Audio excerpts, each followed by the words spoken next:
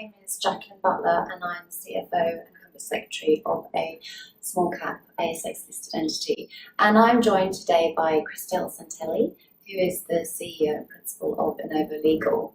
And we are going to talk about the question, what is all the hype about cybersecurity and does it really matter? So Christelle, some people might be thinking that this is a lot of hype, it's all being drummed up to sell IT software products.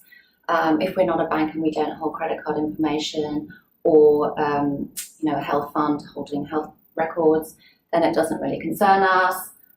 So yes, does it matter?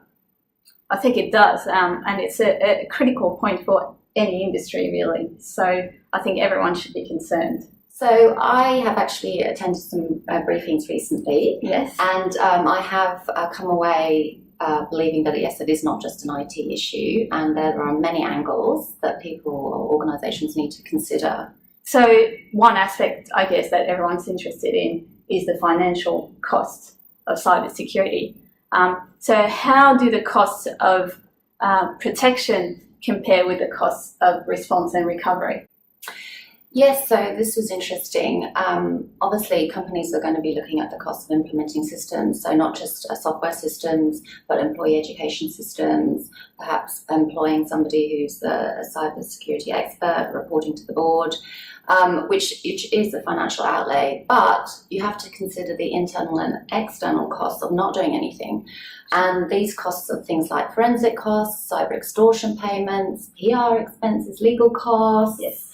And, those are just the sort of internal costs. There are also the external costs, which is, reputation, embarrassment, regulatory fines. I know we'll talk a bit about that later. Sure. And potential lawsuits for breach of privacy. So when you start to think about the cost of not doing something versus the cost of doing something, the balance starts to tip. So I guess you can't ever eliminate cybersecurity risks. Cyber criminals are getting more and more sophisticated, and when you do something, they change their plan and do something else. But surely there are areas where you can mitigate the risk.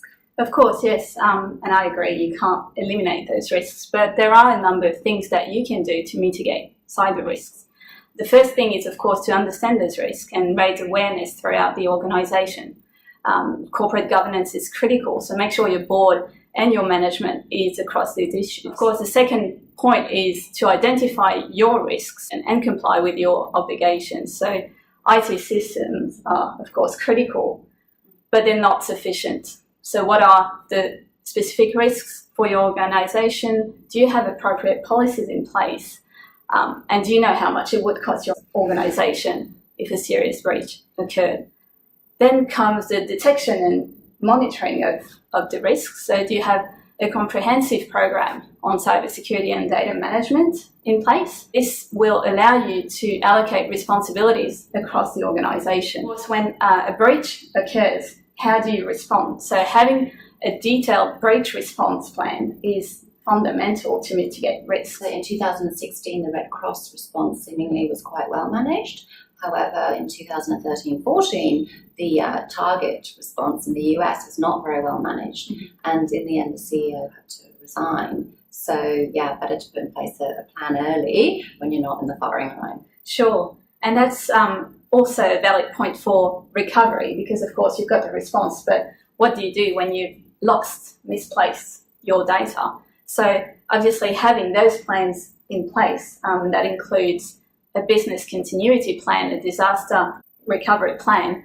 This is all very important for an organisation. Going back to training, I guess learning from your mistakes is also as important as having policies in place. So when a breach has occurred, it's about learning from that breach after the recovery and training your staff to mitigate further risks. Insurance is another way of mitigating your cyber risks. Make sure you review your insurance policy to check if cyber risks are in fact covered, yes. So an important aspect of risk mitigation in the cybersecurity space is to have a comprehensive risk management program. So do they actually make a difference? Are they effective? BDO conducted a survey in 2016 across 400 Australian and New Zealand entities. Yes. And they found that having an employee educational program in place can actually reduce the risks by 1/3, all the incidences. And then obviously if your company has the money, then a security operations centre, they found reduced the risk by 80%, so that's quite significant. If people or entities want to find out more information, is there somewhere they can go? Yes, sure. You can visit our website, www.innovolegal.com.au. My name is Christelle Santelli. You can get in touch.